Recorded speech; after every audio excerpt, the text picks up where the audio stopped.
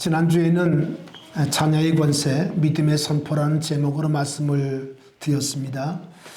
여러분 말씀을 들은 대로 적용하시고 또 선포했는지 모르겠습니다. 여러분 세계 행복 지수라고 하는 지수가 있습니다.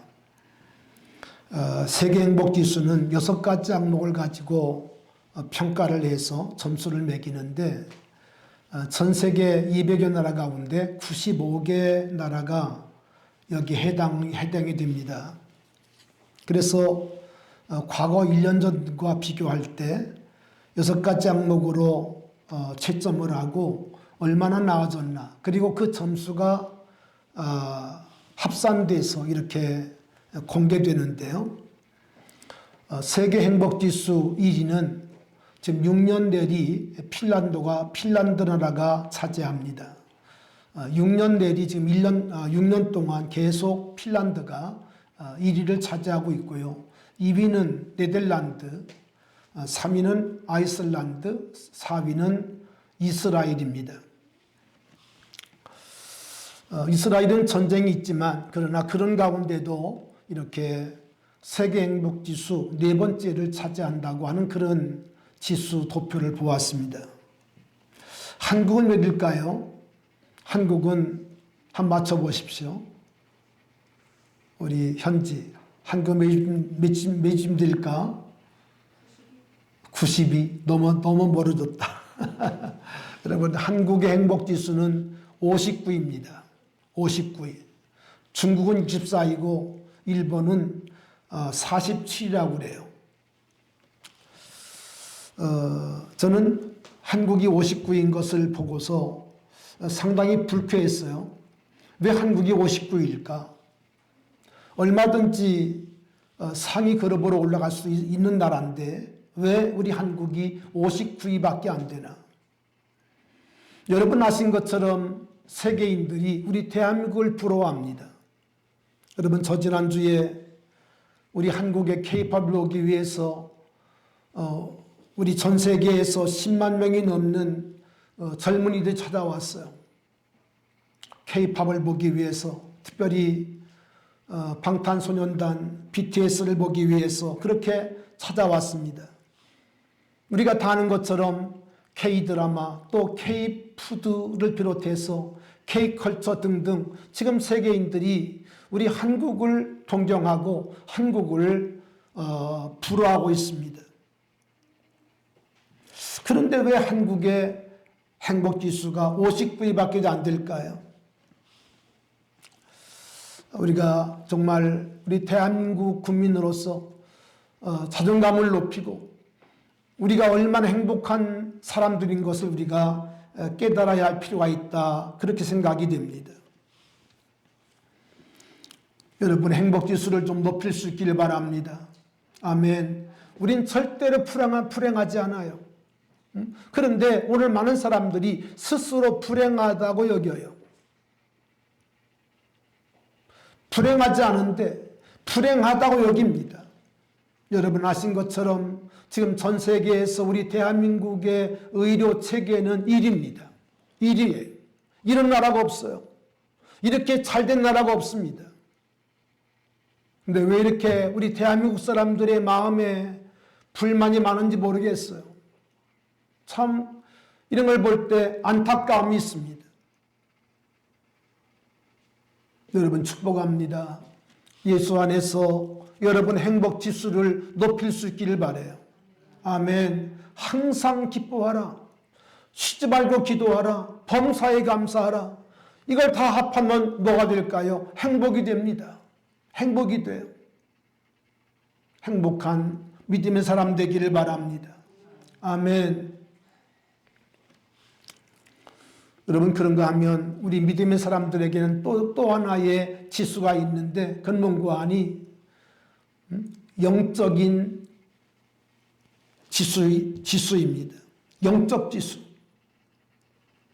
우리가 다 예수를 믿고 구원받고 하나님의 자녀가 되었습니다. 여러분 그런데 우리 영적 지수를 우리가 날마다 체크하지 아니하면 체크하는 것은 너무나 중요합니다. 여러분 우리의 영적 지수를 여러분 체크할 수 있기를 바라요. 체크하셔야 됩니다.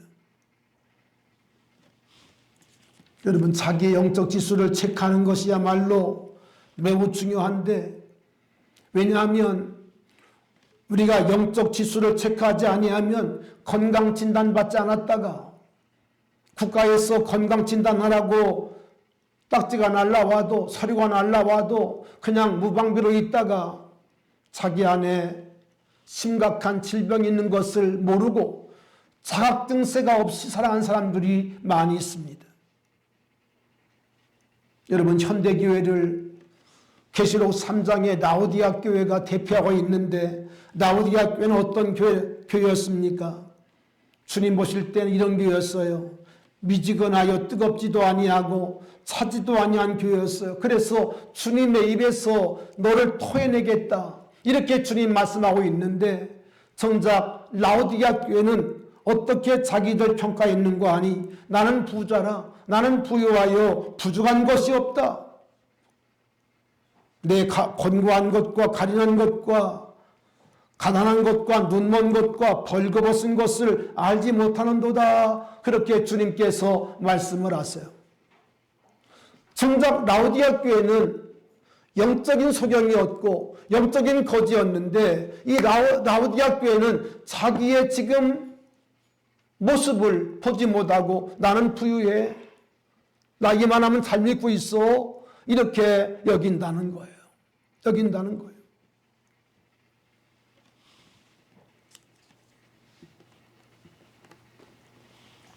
오늘은 6.25입니다. 오늘 6.25가 주일인데요. 73년 전 6.25도 주일이었어요. 여러분 다 아신 얘기입니다. 여러분 그런데 이 땅에 전쟁이 났는데 이 땅에 정부부터 군인들이 다 뭐했다고 그랬죠? 잠자고 있었습니다. 잠들어 있었어요.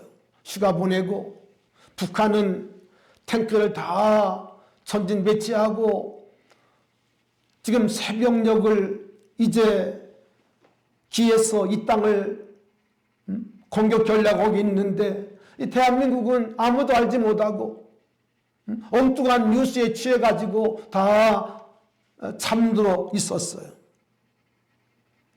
여러분 북한은 소련의 원조를 받아가지고 242대의 탱크를 몰고 내려왔습니다.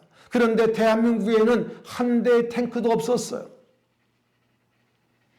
한 대의 탱크도 없었어요. 북한은 242대의 탱크를 가지고 내려왔어요. 제가 말씀을 준비하면서 남북의 그 전쟁에 대한 그런 비교를 해보니까 이건 정말 참혹해요. 참혹해요.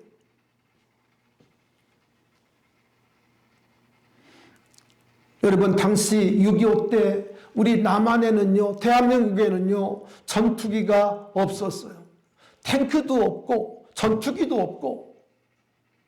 그런데 북한은 이 소련의 원조를 받아가지고 197대의 전투기를 갖고 와 있었어요. 여러분 그러니까 6.25는 우리 대한민국으로서는 이길 수 없는 전쟁이었어요. 이길 수가 없죠. 생각해 보세요. 0대 242, 0대 197. 여러분 어떻게 우리가 그 대한민국이 어떻게 북한을 이길 수가 있을까요? 그렇죠?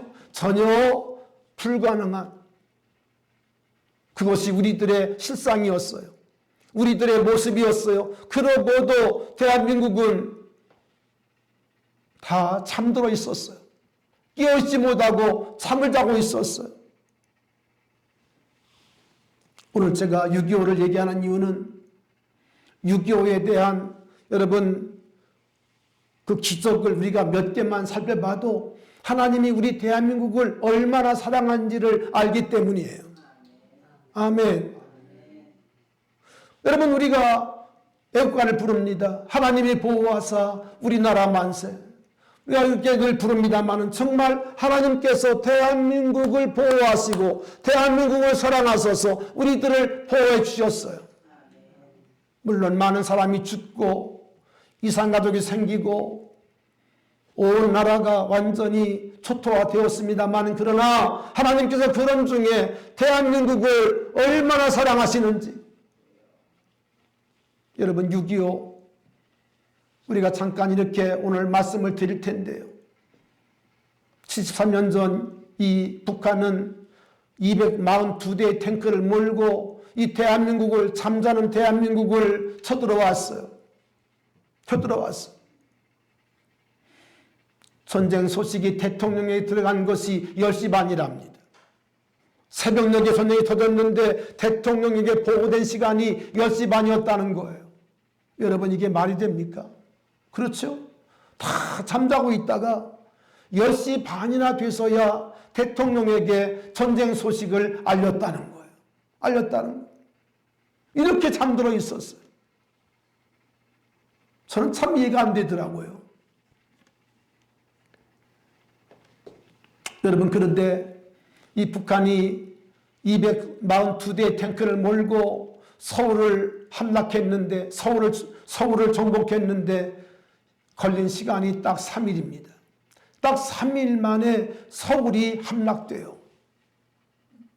우리 하임이 며칠 만에? 3일 만에. 이거 시험에 나와. 3일 만에 서울이 함락돼요. 여러분, 그런데 3일 만에 함락되었으니 끝났잖아요. 그렇죠? 끝난 거 아니에요? 자, 지수권사님, 절 바라보세요. 며칠 만에 서울이 함락됐다고요? 3일 만에. 다 듣고 계시네. 다 듣고 계시죠? 3일 만에 함락이 됐는데. 여러분, 그런데 전쟁이 어떤 거예요? 전쟁 그냥 밀고 내려가야 되잖아요. 근데 북한이 어떤 판단 때문인지 알 수 없지만 3일 만에 서울을 정복한 다음에 3일 동안 내려가지 아니하고 전쟁하지 아니하고 잔치를 했어요. 소 잡고 돼지 잡고 잔치를 했어요. 거기에 대해서 여러 가지 말들이 있습니다. 남로당 교수였던 박헌영이가 서울까지만 내려갔으면 남로당들이 다 일어날 거라고 그렇게 뭐라고 할까요? 애들 말로 뻥을 쳤다는 거죠. 또 그런 분위기도 있었다고 그래요. 서울까지만 가면 지금 대한민국에 있는 남로당들이 다 일어날 거다. 여러분, 여순 반란 사건, 이게 다 그런 사건 아닙니까? 대구 사건도 마찬가지고 다 남로당들이 그 당시 많았거든요. 그 사람들이 다 일어날 거라고 그렇게 믿고 있었다는 거죠. 그래 3일 동안 기다렸는데 남로당들이 어디를 갔는지 봉기를 하지 않는 거예요. 그러면서 사흘이 그냥 그 중요한 사흘 아닙니까? 중요한 사흘이 그냥 그냥 뭐라고 할까요? 사라지고 만 거예요. 일어날 것이라고 믿었던 그 봉기가, 남한에서의 봉기가 일어나지 아니하고 3일이 지나간 거예요. 여러분, 그런데 이게 기적입니다. 6.25 날 6.25가 터진 다음에 여러분, 이 당시에는 이제 2차 전쟁이 끝나고 유엔이 세워지고 이제 안전보장 이사회가 세워지고 여러분, 그럴 때 아닙니까? 이때 미국의 유력한 두 번 목사님이 당시 대통령이었던 트루만에게 전보를 해요. 전화를 해요. 대한민국을 그냥 두면 안 됩니다. 대한민국은 반드시 도와줘야 합니다. 왜? 대한민국에는 예수 믿는 사람들이 많습니다. 아멘. 대한민국에는 예수 믿는 사람이 많습니다. 그러면서 대한민국의 원조와 구조를 요청해요. 그중 한 분이 며칠 전에 왔던 빌그레암 아들의 아버지 되는 빌그레암 목사님, 50년 전에 여의도에 오셔서 말씀을 전하고 그리고 우리 대한민국을 복음화 시켰는 일에 일조했던 빌리그레암 목사님이 30대 젊은이로서 트루만에게 전보를 보내고 그리고 미국 상원의원의 담임 목사님이었던 워싱턴의 파운드리 교회의 담임 목사님, 해리스 목사님이 또 대통령의 건의를 합니다. 여러분, 미국은요, 하원의원, 상원의원 있잖아요. 다 담임 목사님이 있습니다. 그 담임 목사님이 또 트루만에게 또 구조를 요청하는 거예요. 급히 좀 해달라고. 왜? 한국에는 예수 믿는 사람이 많고 앞으로 대한민국이 이제 세계 선교에 앞장서는 그런 나라가 될 것이기 때문에 대한민국을 그냥 두면 안 된다. 그들은 도와줘야 된다. 여러분, 그래서요, 전격적으로 유엔의 안전보장이사회가 열리게 됩니다. 열리게 됩니다. 그게 6월 28일이에요. 놀랍지 않습니까? 6.25가 터지고 나서 3일 만에 유엔 안전보장회가 열리게 됩니다. 아멘. 아멘 좀 하세요. 여러분, 그런데 여러분 아시잖아요? 당시 안전보장이사회가 5국이고 아닙니까? 미국, 소련, 또 영국, 또 프랑스, 중국 아닙니까? 여러분, 그런데 놀랍게도 그 안전보장이사회에 참석해야 되는 이 소련의 대표가 불참을 해요. 불참을 합니다. 여러분 아신 것처럼 북한이 누구의 지원을 받아서 전쟁을 일으켰죠? 소련의 지원을 받아가지고 일으킨 거거든요. 그런데 이 소련의 대표가 이 안전보장이사회에 불참을 해요. 거기엔 여러 가지 설이 있습니다. 오던 길에 펑크가 났다. 또는 이 러시아 대표가 그날 또 이 복통에 나가지고 막 설사를 해가지고 도저히 올 수 없었다. 이런 여러 가지 얘기를 있는데 정확한 건 모르겠어요. 그러나 분명한 것은 소련 대표가 그 모임에 참석해서 거부권을 행사하면 세계 나라가 우리를 도울 수가 없습니다. 도울 수가 없는데 하나님께서 기적적으로 소련의 대표를 불참하게 만들어요. 아멘. 불참하게 해요. 여러분, 그래서 안전보장이사회에서 한국을, 코리아를 돕는 것에 승인을 합니다. 여러분, 그래서 전 세계 16나라가 우리를 도운 거 아닙니까? 여러분, 그렇게 시작된 이 전쟁이 놀라지 마세요. 6월 28일 날 안전보장이사회가 이제 세워져서 승인이 나고, 그리고 대한민국 부산항에 가장 먼저 미군들이 7월 1일 날 돌아와요. 도착을 해요. 3일 만에 우리 대한민국 부산항에 미군이 도착을 합니다. 여러분, 이러면서 이제 막 전세가 새롭게 이제 바뀌어지고, 여러분 다 아시잖아요. 북한군이 낙동강까지 내려가잖아요. 그렇죠? 낙동강까지 내려가는데 하나님께서 기도의 사람, 말씀의 사람, 메가더를 통해서 인천 상륙 작전을 성공하게 합니다. 성공 확률 5,000분의 1밖에 안 되는 인천 상륙 작전을 성공하게 해요. 얼마 전에 영화도 나왔었죠? 기적적인 역사입니다. 하나님께서 메가더를 통해서 이 북한의 모든 보급로를 다 막아버려요. 인천을 통해서 이 허리를 끊어버리니까 북한군이 그때부터 내려갔던 전선을 다시 후퇴하기 시작합니다. 그것이 유명한 일사후퇴 아닙니까? 그렇죠? 일사후퇴. 여러분, 이런 역사가, 이런 일이 있게 되는 겁니다.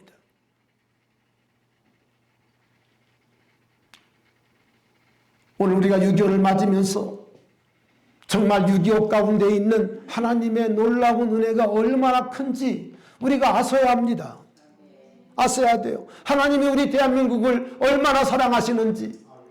하나님이 우리를 사랑하시지 않았더라면 우리는 지금 김정은의 밑에서 김정인을 섬기는 그런 사람일 수밖에 없을 거예요.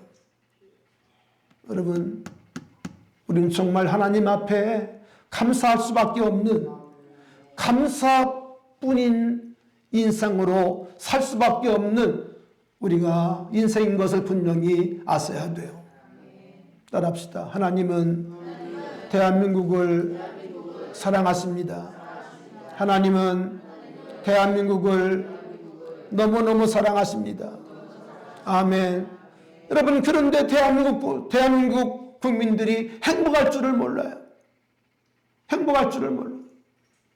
행복하시기 바랍니다. 행복하시기 바랍니다. 여러분, 특별히 우리가 이 대한민국 살면서 우리가 하나님을 섬길 수 있다는 것, 이것처럼 행복한 건 또 없어요. 아멘. 정말 우리는 행복한 사람인 것을 아셔야 됩니다. 한국에 태어난 감사하시기 바라고요. 특별히 우리가 한국에 태어나서 한국 교회를 섬길 수 있는 것을 감사할 수 있기를 바라요.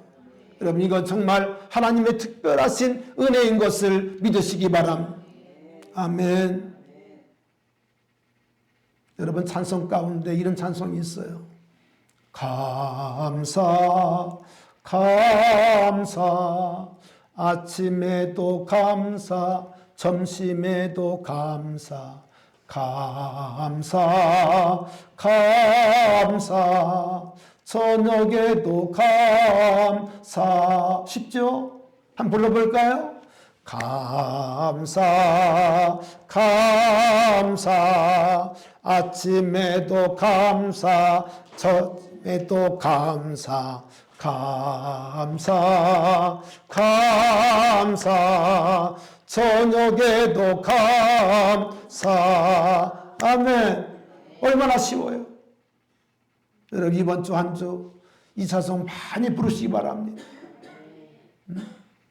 이 찬송을 많이 읊조리시면서 출근도 하시고 퇴근도 하시고, 아멘, 일도 하시고, 그렇게 될 수 있기를 축원합니다. 오늘은 본문을 중심해서 감사에 깨어있는 공동체, 그런 제목으로 말씀을 드리려고 합니다.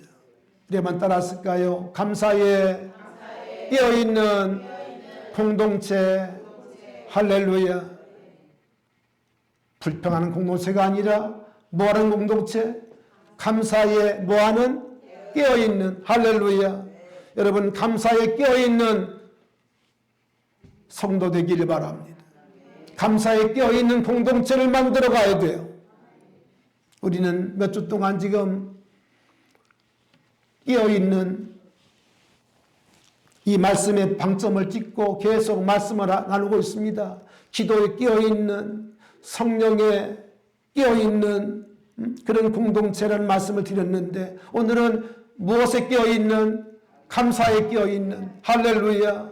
감사가 얼마나 중요하기에 하나님 우리에게 감사에 깨어있어라, 그렇게 말씀하고 있어요. 하나님의 자녀는 예수의 생명을, 하나님의 생명을 받은 자라고 말씀을 했습니다. 아멘. 따라합시다. 내게는 하나님의 뭐가 있어요? 생명이 있어요. 하나님의 생명이 있어요. 하나님의 생명이 있어요. 아멘.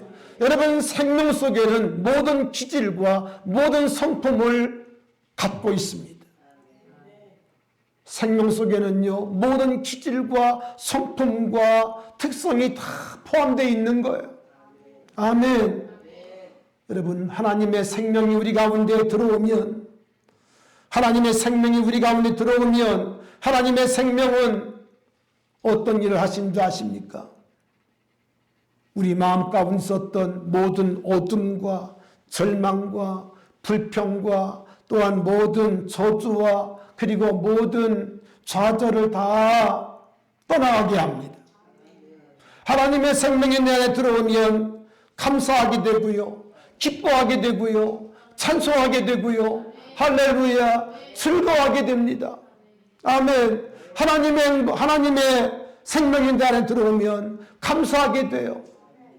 아멘. 감사하게 돼요. 하나님의 생명이 들어오면요, 절대 긍정, 절대 감사, 절대 믿음, 절대 기쁨이 내 안에 이루어져요. 이루어져요.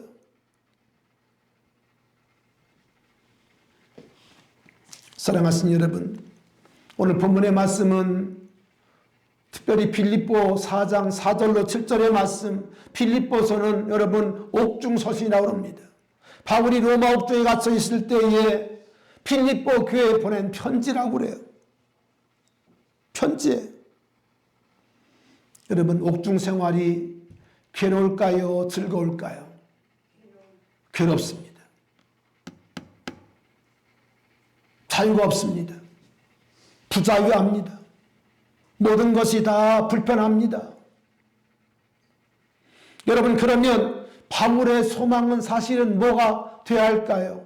하루빨리 옥에서 나오는 것이 그의 소망일 거예요. 그렇죠? 그렇죠? 여러분, 그런데 빌립보서를 보면 바울은 하루빨리 나를 옥에서 꺼내달라, 나를 옥에서 건져달라는 얘기를 여러분 한 번도 하지 않습니다.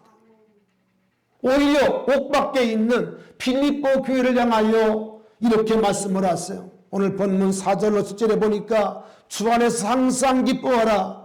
내가 다시 말하노니 기뻐하라. 아멘. 오히려 빌립보 교회를 향하여 기쁨을 얘기해요. 오늘 여러분의 마음 가운데 이 기쁨이 임하기를 축원합니다. 하나님의 기쁨이 임하기를 축원합니다. 할렐루야. 또 오전에 보니까 너희 관용을 모든 사람에게 알게 하라. 주께서 가까우시니라. 관용을 얘기합니다. 마음을 넓히라는 거죠. 넓히라는 거죠. 그리고 6절에서 바울은 말씀합니다. 아무것도 없냐 하지 말고 다만 모든 일에 기도와 간구로 너희 구할 것을 무엇함으로? 감사함으로. 따라합시다. 감사함으로. 감사함으로. 아멘. 기도할 때 무엇함으로? 감사함으로 하나님께 아뢰을 것을 말씀하세요. 아뢰을 것을 말씀. 그리하면 모든 지각이 뛰어난 하나님의 평강이 너희 마음과 그리스도 예수 안에서 너희 마음과 생각을 지키시자고 말씀하고 있어요. 사랑하신 여러분, 예수를 믿으면 염려를 주님께 맡기는 것입니다.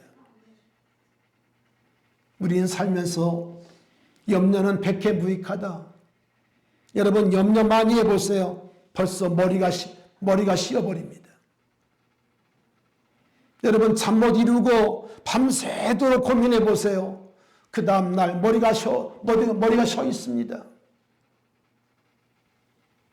염려는 아무 유익이 없습니다.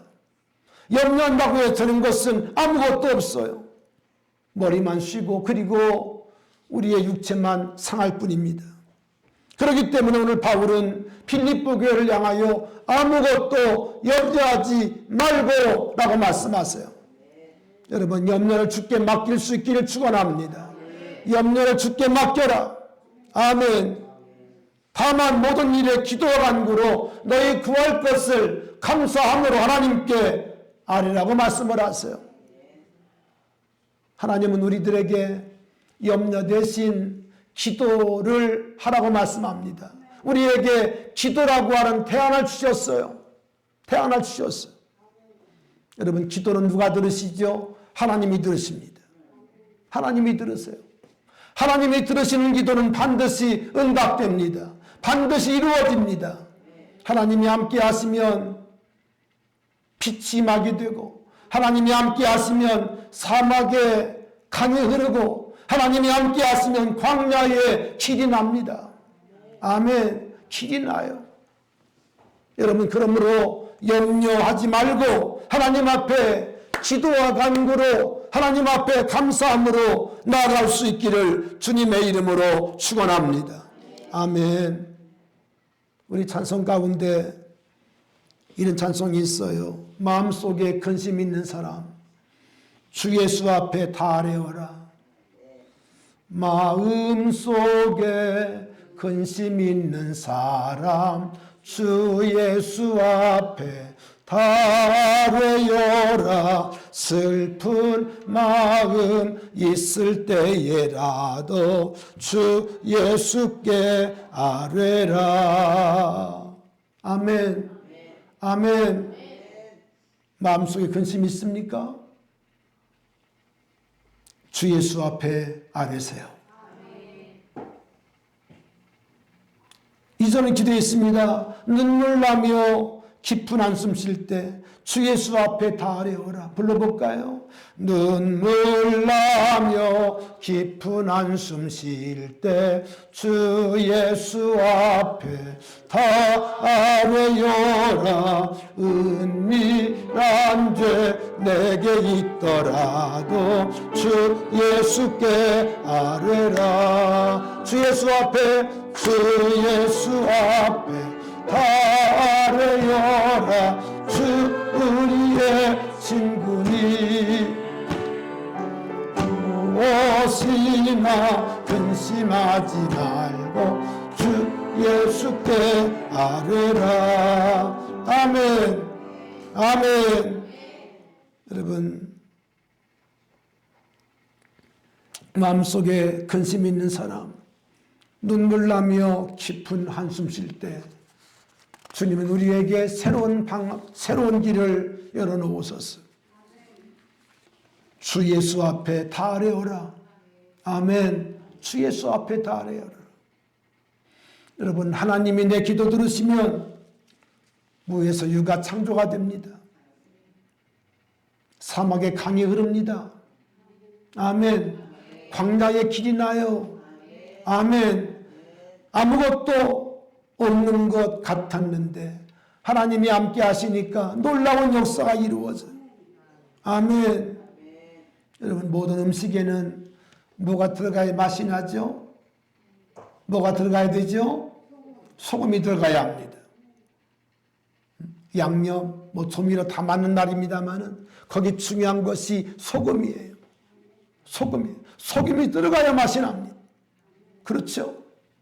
마찬가지로 우리의 기도가 중요합니다. 그런데 오늘 바울은 말씀하세요. 너희의 기도에 소금을 칠하는 거예요. 감사의 소금, 할렐루야. 감사를 칠하는 거예요. 감사하라는 거예요. 여러분, 이번 주 한 주 하나님 앞에 감사를 많이 고백하세요. 감사를 많이 올려드리세요. 아멘. 놀라운 기적이 나타날 줄로 믿습니다.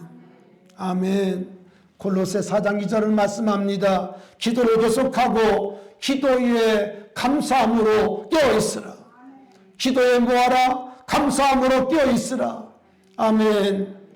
여러분, 하나님이 감사를 좋아하시기 때문에, 하나님 뭘 좋아하신다고요? 감사를 좋아하세요. 감사를 좋아하기 때문에 감사에 잠들면 안 돼요. 기도할 때 특별히 감사가 반드시 소금처럼 양념처럼 들어가야 한다는 거예요. 아멘. 여러분, 그래서 우리가 기도할 때도요, 먼저 하나님 앞에 감사를 해야 돼요. 하나님 감사합니다. 감사한 일이 없어도 하나님 감사합니다. 먼저 감사하는 거예요. 아멘. 먼저 감사.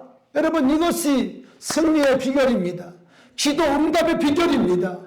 아멘. 느헤미야 11장 17절에 보니까 이런 말씀이 있어요. 아삽의 증손 삽디의 손자 미가의 아들 마따냐니 그는 기도할 때 감사하는 말씀을 인도하는 자가 되었고, 뭐 하는 것이라고요? 기도하는 때에 감사하는 말씀을 인도하는 자가 되었다는 거예요. 여러분, 유대인들은요, 기도하기 전에 기도할 때 먼저 뭐 하는 거 하니? 감사를 하나님께 먼저 올려드려요. 그러니까 마따냐는 백성들을 인도할 때 먼저 하나님 앞에 감사하는 말을 주었다는 거예요. 감사하는 말로 그들을 인도했다는 거예요. 여러분, 축복합니다. 감사하는 성도 되기를 바랍니다. 감사를 잃어버린, 감사를 빼앗긴 사람이 아니라 감사를 하나님께 올려드리는, 항상 감사에 깨어있는 믿음의 사람이 될 수 있기를 축원합니다. 할렐루야. 그러므로 바울은 골로새 교회 편지할 때 기도에 감사함으로 깨어있으라. 깨어있으라. 기도에 감사가 들어가야 하나님의 응답이 있다는 거예요. 아멘. 응답이 있다는. 감사하기를 축원합니다. 복음서를 보면 예수님의 기도가 구체적으로 이렇게 나오는 부분들이 있습니다. 물론 예수님은 40일 금식했고 또 주님은 때때로 철회하시기도 했고 사건 날 때마다 기도했습니다만 특별히 여러분 복음서 가운데 대표적으로 주님이 사건 속에서 기도한 말씀이 있어요. 그중 하나가 무엇인가 하니 오병이어 사건입니다. 오병이어 기적. 수만 명이 모여있는데 그들에게 줄 것은 아무것도 없어요. 한 소년의 도시락밖에 없어요. 그것이 바로 오병이어 아닙니까? 보리떡 몇 개? 5개. 물고기 2마리. 물고기 하니까 뭐 이따만 고기가 아닙니다. 요만한 찬채 같은 거예요. 멸치 같은 거예요. 요만한 것들이.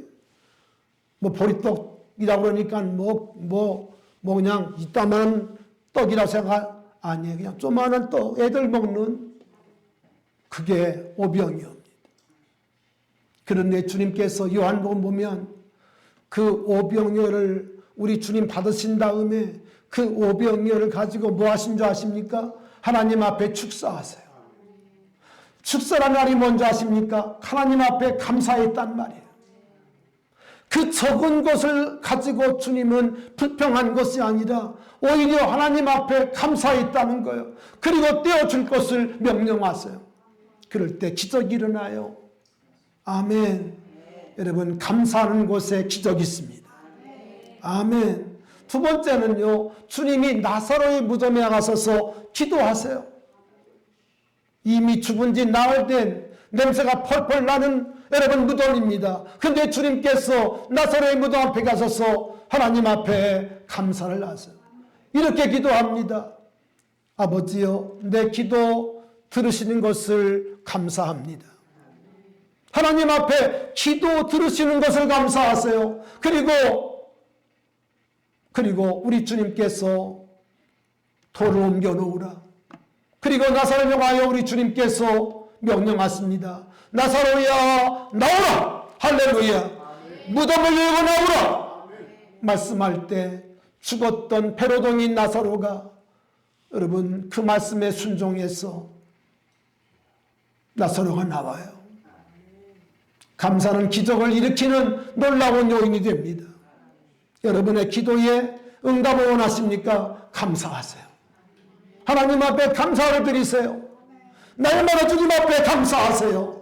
우리 주님께서 반드시 역사하실 줄로 믿습니다. 마지막 또 주님께서 감사한 기도가 있습니다. 여러분 잘 아신 것처럼 우리 주님이 마지막 만찬, 성만찬을 주님께 제정하시면서 새 언약의 피로 새 언약을 우리 주님께서 제정을 하시죠. 그때 주님께서 떡을 가지고 또 포도주를 가지고 주님께서 뭐 했어요? 하나님 앞에 축사합니다.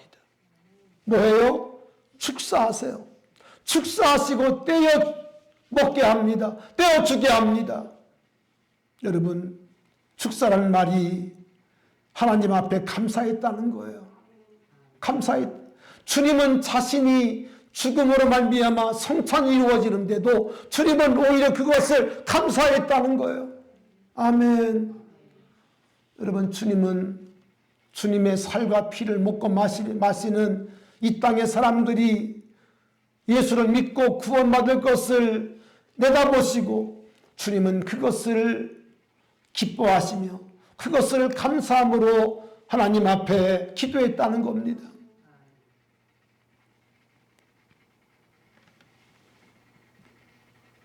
사랑하신 여러분, 우리 안에는 예수의 생명이 있습니다. 예수의 생명은 어떤 생명이냐? 감사하는 생명이에요. 사랑하고 용서하는 생명이에요. 아멘. 그리고 예수의 생명은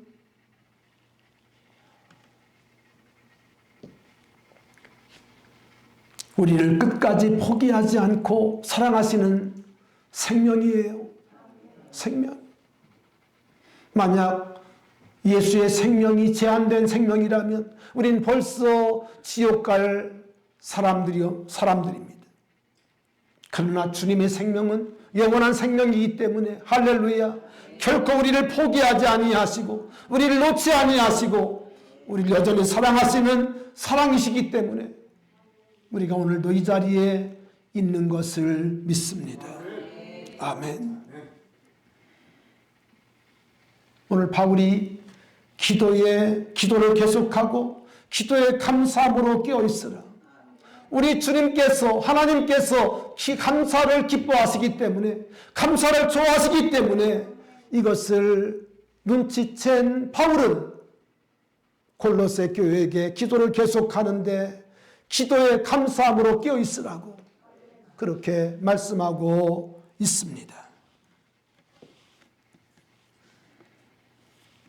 전 우리 성도님들의 삶이 다 어렵고 힘들지만, 그러나 어려움 가운데서 정말 눈 속에서 피어난 동백처럼 감사의 꽃을 피우는 여러분 되기를 축원합니다. 할렐루야. 하나님을 향한 극한 감사가 우리 안에 있기를 축원합니다. 아멘. 이 은혜가 우리의 마음을 뜨겁게 하고 우리의 마음을 감동시키고 하나님 앞에 응답받게 하시는 놀라운 은혜가 있기를 축원합니다. 좋으신 아버지, 우리를 구원하시고 예수의 생명을 내 안에 허락하시며 아버지 하나님, 감사할 수 있는 우리 믿음의 사람들이 되게 하시니 감사합니다. 주신 말씀을 기억하고 우리가 하나님 앞에 날마다 감사로 깨어있는 복된 성도들이 되게 하여 주옵소서. 불평할 수밖에 없는 처지와 여건 중에도 우리 믿음의 사람들이 예수님을 바라보고 예수 생명으로 담대하게 감사를 선포하고 감사하는 우리 모두가 되게 하여 주시옵소서. 역사하여 주시옵소서. 존귀 영광 받아주시옵소서. 예수님 이름으로 기도하옵나이다. 아멘.